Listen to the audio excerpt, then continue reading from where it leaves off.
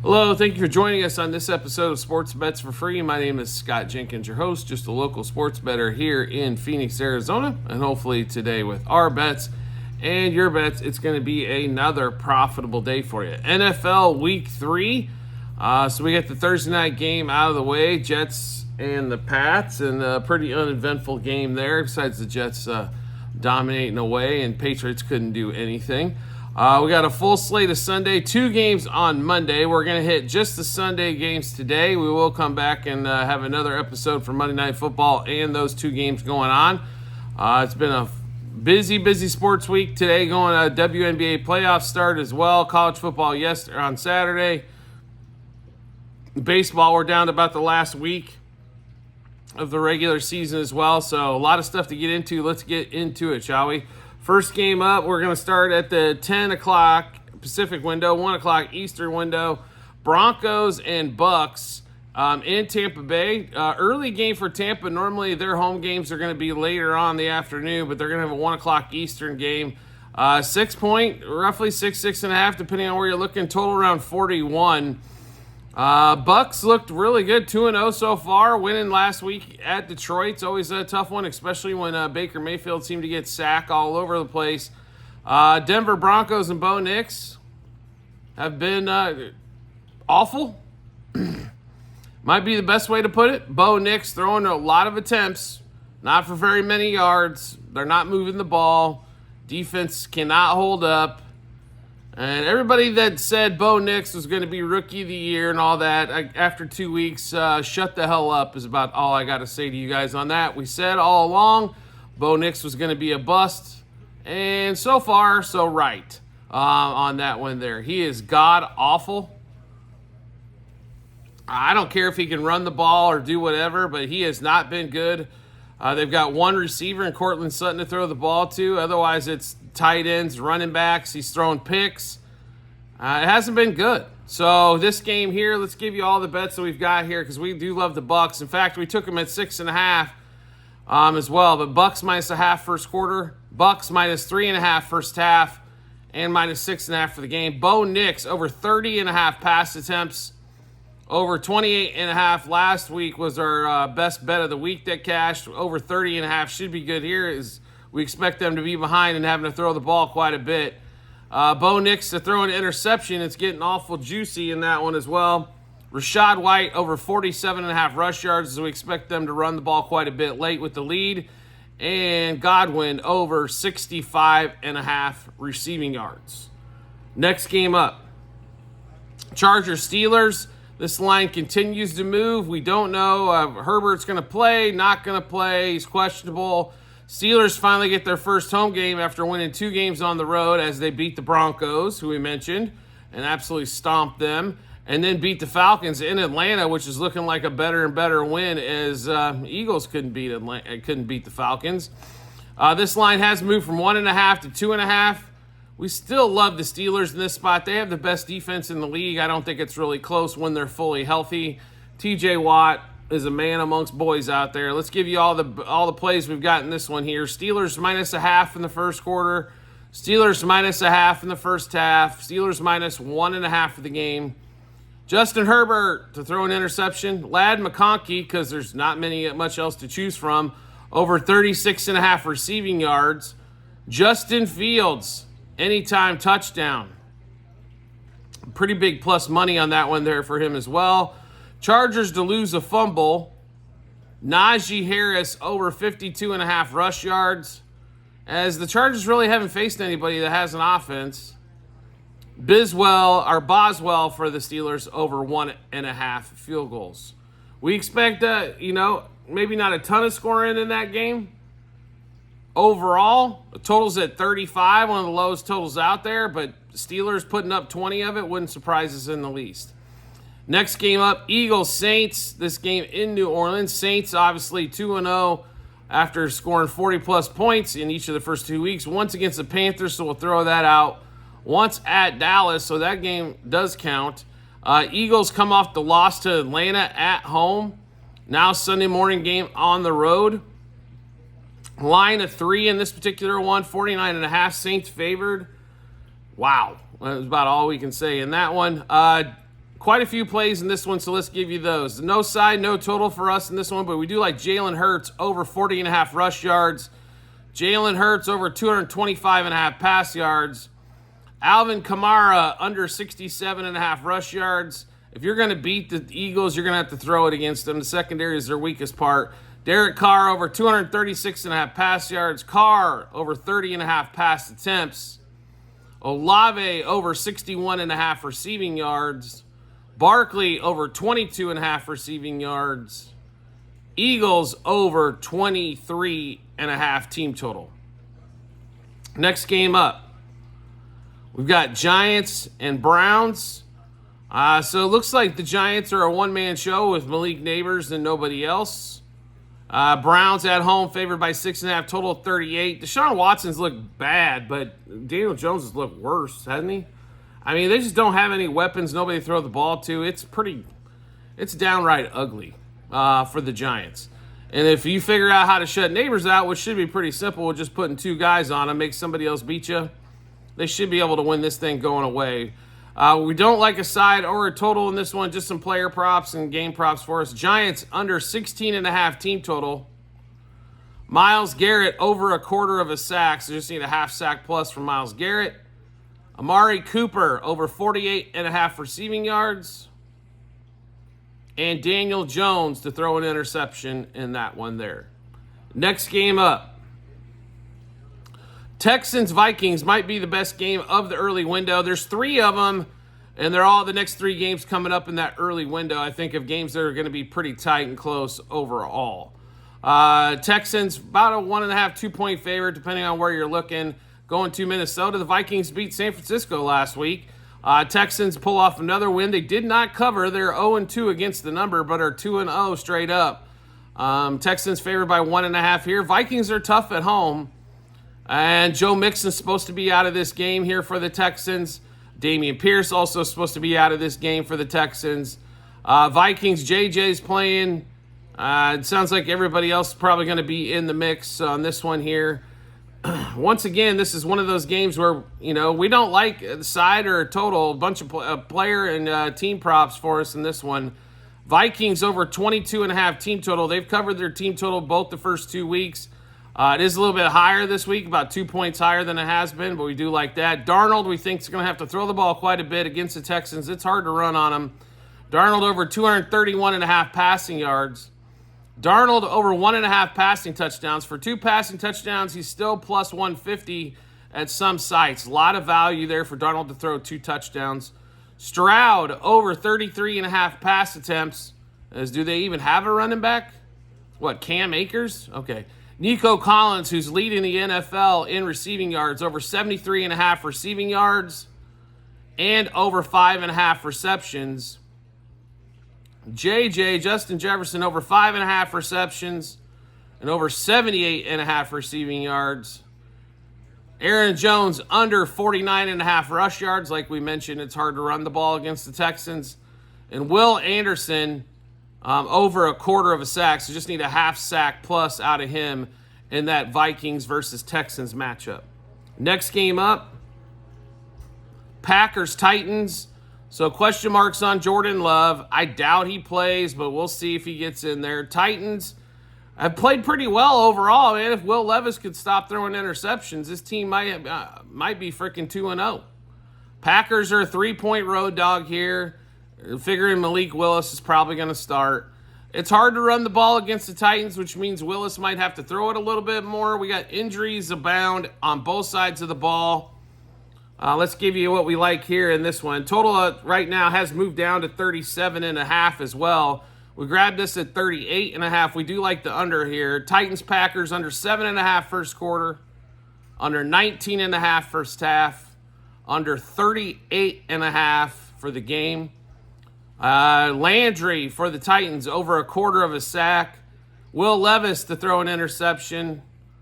Pollard under 66.5 rushing yards. He's up in the mid-60s? Okay. We'll go under there. And Okinawa for the Titans over 17.5 receiving yards. As I think the tight end should have a pretty decent day. Expect him to probably be in the 30s somewhere in that one. So low scoring game. probably anybody's game in that one, the way it's looking there. Next game up, Bears-Colts. Colts a 1-point home favorite. Bears lucky to win in week 1. Caleb Williams, they win, even though Caleb Williams doesn't do anything. Week 2, they played the Texans. They played them tough. They kept it within 6.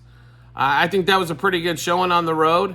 Now they go on the road again to face the Colts. Anthony Richardson, I mean, if you really watch his tape, he's missing stuff that high school seniors normally don't miss. But this has been his thing all along. He's a fantastic athlete with a tremendous arm, but he can't hit a 5-yard out, an 8-yard curl, and a 10-yard in. He just can't do it. It's not who he is. If you're going to win with this guy, it's going to be him running the ball, Jonathan Taylor running the ball, and they occasionally get a couple deep shots a game because he is not good at the rest of the stuff.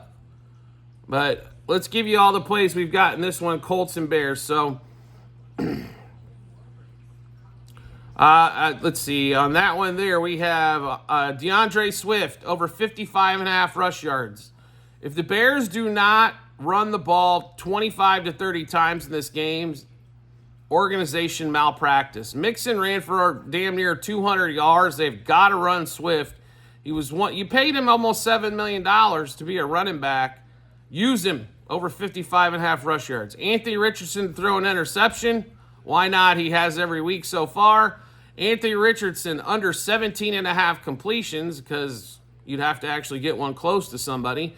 Michael Pittman Jr. under 46.5 receiving yards. We will keep riding that one until it doesn't cash no longer, as his unders cashed both the first 2 weeks.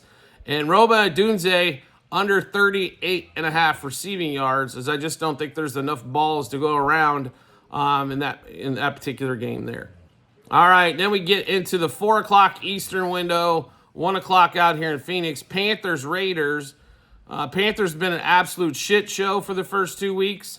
Now they're a 6-point dog going to Vegas to play the Raiders. Total of around 40. I mean, they're going to start Andy Dalton this week. Does anybody think that's actually going to help them? Probably not. I mean, the offensive line is bad. Chuba Hubbard's been okay. Their defense, which kept them in a ton of games last year, is not as good as it was. No question about it. Raiders favored by 6, 40 total in this one. Let's give you all the plays here. Andy Dalton to throw an interception. Max Crosby over 3/4 of sack, so he does need a full sack. Brock Bowers, who's had a nice little start to his career with Minshew at quarterback, over 4.5 receptions, over 46.5 receiving yards. Chuba Hubbard under 53.5 rushing yards. Zamir White for the Raiders over 57.5 rushing yards. Maybe they finally get the run game going. And Christian Wilkins, the big-time defensive tackle, over 1/4 of a sack in that game there. Next game up, Miami Dolphins, Seattle Seahawks. Now, if we were to see this game before Tua got hurt, wow, this line would have been totally different, right? Seahawks at home, 2-0. By the way, lucky week 1 win. They came back to beat Denver. Week 2, they beat New England at New England. 4.5-point favorite at home against the Dolphins, and Skylar Thompson's supposed to get the nod for the Dolphins. Total around 42. No Kenneth Walker for the Seahawks either. Should be pretty interesting here in this one, but let's give you all the plays that we like in this one. We like the Seahawks -0.5 in the first quarter, -3.5 in the first half, -4.5 for the game. Skylar Thompson, interception. Skylar Thompson under 199.5 pass yards. Geno Smith over 230.5 pass yards. Dolphins under 18.5 team total. We assume they'll run the ball a bunch. Achane over 16.5 rush attempts. Seahawks over 23.5 team total. And Tyreek Hill, who is unfortunately going to be the beneficiary of bad quarterback play, under 63.5 receiving yards. Next game up, Lions-Cardinals. Just when you thought it couldn't get any worse, now we got to watch these stinking Cardinals again. Nah, I'm kidding. Cardinals played really well last week they took advantage of the Rams in their health situation, which they should have. Cardinals are actually a 3-point dog here at home. Lions have got to get back to what they do best. That's running the football with the best offensive line in football. But 55 times throwing the ball with Jared Goff in week 2 is not going to work here. If you want to beat the Cardinals, it's simple. Run the ball. And when you get tired of doing that, run the ball some more. Total at 51.5, so one of the bigger totals of the weekend as well. We're staying away from the total, but we do like the Lions in this one to get the job done. Lions -1.5 first half, -3 for the game. Aiden Hutchinson, who's been on fire, over 3/4 of a sack. He should be going against a backup tackle for the Cardinals as well. Jahmyr Gibbs, over 10.5 rush attempts, over 50.5 rush yards, and over 14.5 yards longest rush. Kyler Murray to throw a pick in that one there. Next game up, we've got 49ers and Rams in LA. 49ers are a 6.5-point favorite, and both teams can start, their MASH units or their injured reserves could have a hell of a Pro Bowl lineup. 49ers, McCaffrey's out, Kittle's out, Debo more than likely out. Rams, Puka Nakua's out, Cooper Kupp's out. 2 offensive linemen still missing. Also, Nick Bosa's supposed to be out for the 49ers. There's people missing everywhere in this game. Still a 6.5-point line on the road, 43.5 total here. I know the Rams are kind of a shell right at the moment, but getting 6.5 on the road, really? Or at home? Give us the Rams plus 2.5 first quarter, plus 3.5 first half, plus 6.5 for the game. Brock Purdy's going to have to throw the ball probably more than he's going to want to, and the guys he's not extremely in love with, like Juwan Jennings and so on and so forth. Brock Purdy to throw an interception. The Rams are going to have to run the ball earlier at offense. So Kyren Williams over 15.5 rush attempts, over 66.5 rushing yards. Demarcus Robinson, who's going to be the number 1 target for the Rams, over 43.5 receiving yards. And Matt Stafford over 215.5 passing yards. You will never find probably another number that low on Stafford again all season long in that one there. Next game up, Ravens, Cowboys. Ravens 0-2 as they pissed away a game against the Raiders. Cowboys 1-1 as they absolutely embarrassed themselves at home in their home opener against the Saints. Total of 47.5. You got 2 teams here that do things differently. They both play pretty decent defense. Ravens are better against the run, Cowboys better against the pass. Offenses are both good. Ravens love to run it. Cowboys love to throw it. What could possibly go wrong here, right? I don't know. If the Ravens lose, they go 0-3. If the Cowboys lose, it's 1-2 on that one. Let's give you all the plays we've got here. So nothing on the side or the total for you. Just the game itself. So we're going to go Lamar Jackson over 54.5 rush yards. Zay Flowers over 54.5 receiving yards. Zay Flowers anytime touchdown, which was almost getting 2-1. Then we've got, Matt Abuke over 1/4 of a sack. Dak Prescott over 262.5 pass yards. And Isaiah Likely for the Ravens also over 31.5 receiving yards. Now we get into the Sunday night game. Chiefs-Falcons. Falcons with a big win coming back to beat Philly. Chiefs hold off the Bengals. And for some reason, they always struggle with the Bengals. Doesn't matter if it's at home or on the road or wherever the hell it is. Chiefs 2-0. Falcons 1-1. Falcons look like dog doo-doo in week 1 against the Steelers. Here's the deal. So the Falcons should be able to run the ball, and I expect them to run the ball quite a bit. That's where you can beat the Chiefs. Chiefs in the passing game are tough. So if the Falcons come out and want to dial up a bunch of runs and things of that nature, do not expect the Falcons win here. But we do like the Chiefs on the road Sunday night game. Chiefs -0.5 first quarter. Chiefs -1.5 first half. Chiefs -3 for the game. Obviously no Pacheco right now for the Chiefs. So with Carson Steele and P. Ryan, they did pick up Kareem Hunt. I don't know if he'll really see any time this week. So Mahomes, we expect to have to shoulder the load. Over 267.5 pass yards. Over 1.5 passing touchdowns. Over 35.5 passing attempts. Rashee Rice, we expect to have a great game against that cover 3, cover 4 defense. Over 6.5 receptions. Over 75.5 receiving yards. Kirk Cousins to throw a pick, and Bijan Robinson over 15.5 yards on his longest rush. All right, so we just went through a bunch of bets. I know we will have another episode for the Monday night games, but just wanted to get these Sunday ones out for you. So we have a bunch of plays. How do you get to see all of those? It's really easy to do. TikTok and YouTube channel pages as well at the end of every episode on YouTube. It is docs.google.com/spreadsheet. Bunch of other stuff behind it. Click on that link. Go to the Football 24-25 tab. You'll be able to see all of those bets, what juice we got them at, how many units we wagered, also what book we placed them at. Then once everything's over, the result as well. So make sure you check that out when you get some time. Do you like the content that you're seeing here and want to see some more? No problem at all. All you have to do is hit follow or subscribe, depending on the social media platform you're watching us on.